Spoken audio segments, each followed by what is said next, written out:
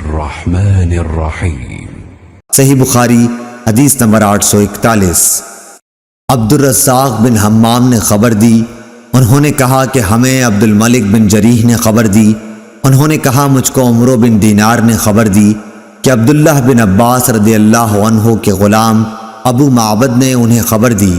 اور انہیں عبداللہ بن عباس رضی اللہ عنہ نے خبر دی کہ بلند آواز سے ذکر فرض نماز سے فارغ ہونے پر نبی کریم صلی اللہ علیہ وسلم کے زمانہ مبارک میں جاری تھا۔ ابن عباس رضی اللہ عنہ نے فرمایا کہ میں ذکر سن کر لوگوں کی نماز سے فراغت کو سمجھ جاتا تھا۔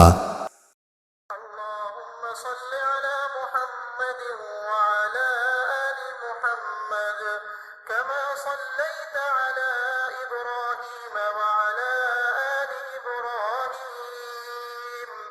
إنك حميد مجيد